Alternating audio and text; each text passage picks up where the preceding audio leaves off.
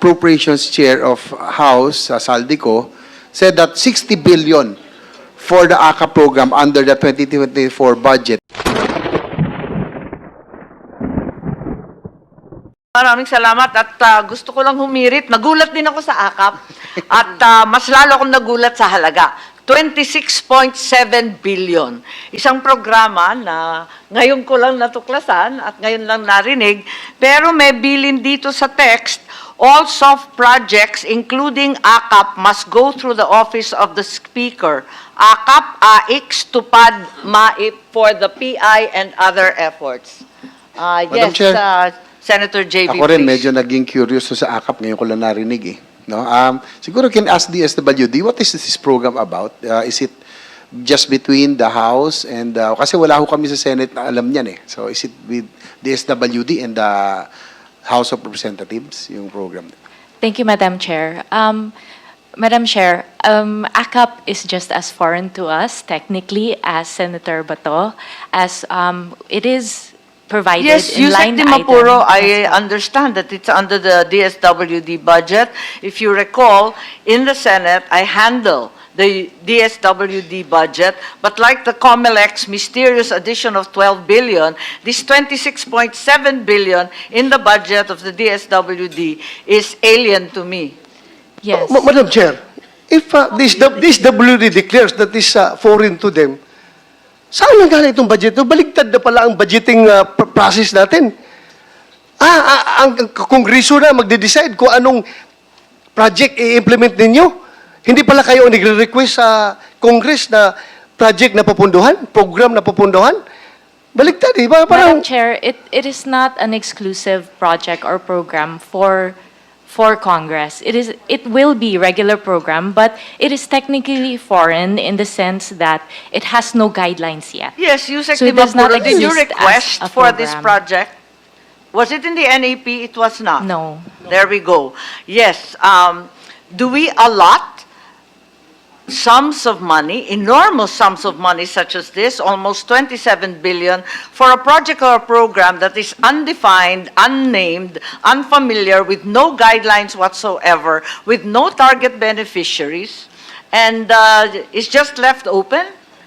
Is this the usual practice in the DSWD? Not necessarily a usual practice Not in the necessarily. DSWD. So sometimes DSWD has these magical projects that no one has ever heard of before. We don't create magical projects, Madam Chair. These are But part when of is the it GAA. necessary? You said not necessarily. So there are times when it is necessary to invent projects? There are times when there are necessary projects to Yes, you have QRF and you have all kinds of emergency Yes. assistance. I'm very familiar. Why do you have to invent Akap? AKAP is not invented. I But you believe just said that guidelines and the purposes had not been established. yes, guidelines have to go through proper policy procedures. So Pero it's not linagyan na ng invented out pera, of the walang air. nakakaintindi kung paano gagawin, kung kanino ibibigay. Walang kaplano-plano pero may pera na. Madam Chair, there are programs that are provided by the GAA for NGAs to implement. But before we Yes, do with all implement, due we have respect, to... Yusek, that is not the usual budget process we're familiar with. There's always a very well-defined project or program before a line item magically appears in the GAA. It's fought over, debated, and discussed very, very thoroughly in the subcommittees as well as the plenary. This wasn't.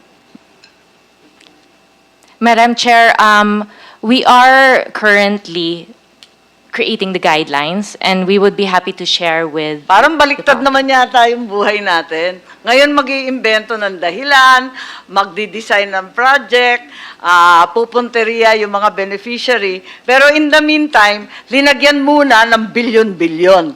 Yan na ba talaga ang patakaran ng DSWD?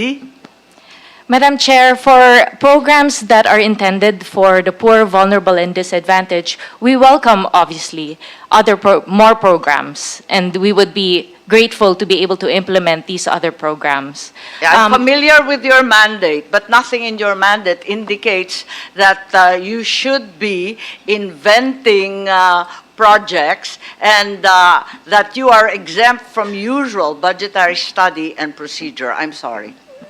Madam Chair, kaya siguro nagkaganon dahil hindi talaga sa kanila yung programa na yan. Gagawa lang sila ngayon.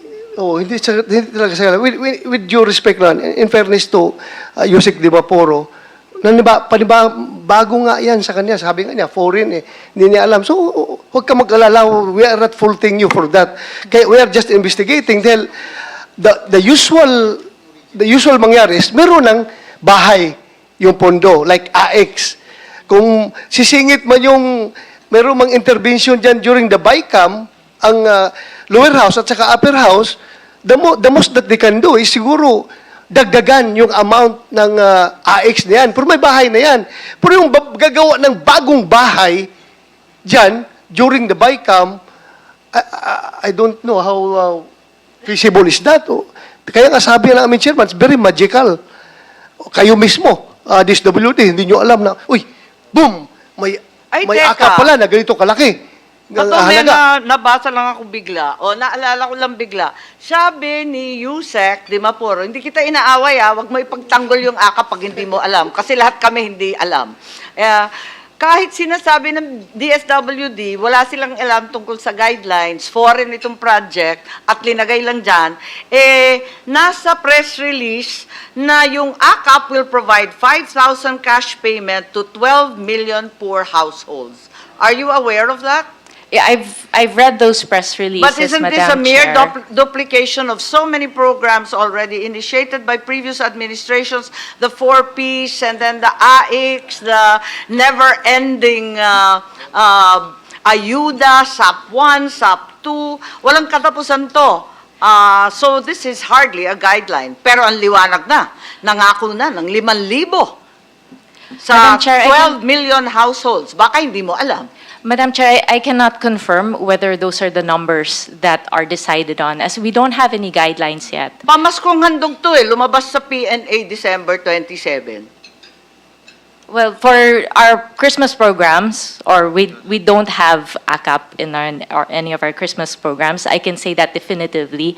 But with regard to any pronouncements of how Akap will be implemented and what amounts will be provided through Akap, we don't have guidelines for that yet, Madam Sige, Chair. Yusek, ganito na lang, magtulungan na lang tayo. Alamin natin ang mga detalye nitong programang to. Pare-pareho kami ni Senator Bato, ni Senator JV, Senator Risa. Nagugulat po kami kung saan to galing at ano ibig sabihin. Yes po, Madam Chair. And I'd also like to say that we are very open to many innovations and new programs in DSWD. And it is not a new thing where we create something new. Madam Chair, just to add. Okay lang yan, okay lang. I'm not gonna fight with you over that, but that's completely inaccurate and untrue. Okay, Senator Bato, please. Pagkuha ko lang kay Yusek na walang problema. Wala kang problema dito sa amin. Huwag ka mag-alala. Ang Huwag amin ka lang talaga mag-alala. is, nagulat lang kami sa Senado. Akap. Hindi namin nakita yan sa, kahit na ilang araw mo pag-aralan yung NEP, kahit ilang araw mo pag-aralan yung GAB, hanggang sa kwan, hindi mo talaga makita yan. Nagulat na lang kami ngayon na may ganyan pala. Ikaw nga, nagulat ka sa inyong departamento yan. Okay lang, pareho tayong nagulat ngayon. A happy Huwag kang surprise, mag-alala. Senator Ha? Bato, Madam Chair. A happy surprise because it will help the disadvantaged Yeah. at the end of the day.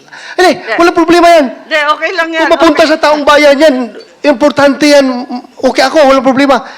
Yung nga lang, siguruhin ninyo dahil ang PNP ngayon, nagbabantay na pag mag-release kayo na babawasan na naman yung pera, ang 10,000 ibigay sa tao, tapos ibalik yung, bawiin yung 9,000, 1,000 lang maiwan doon sa tao. You hear that during our hearings, di ba? Yes, Madam kaya Chair, we bantayan are ninyo happy talaga for the yan. support of PNP to help Yeah. us in those payment areas. Thank Off-site payment areas po siya.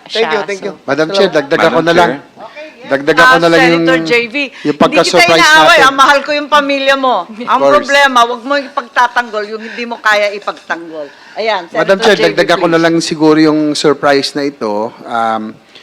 According to infos, our appropriations chair of House, Saldico, said that 60 billion for the Akap program under the 2024 budget with 26.7 already lodged under DSWD. So 60 billion pa lang allocated dyan. So 26 billion pa lang nasa DSWD.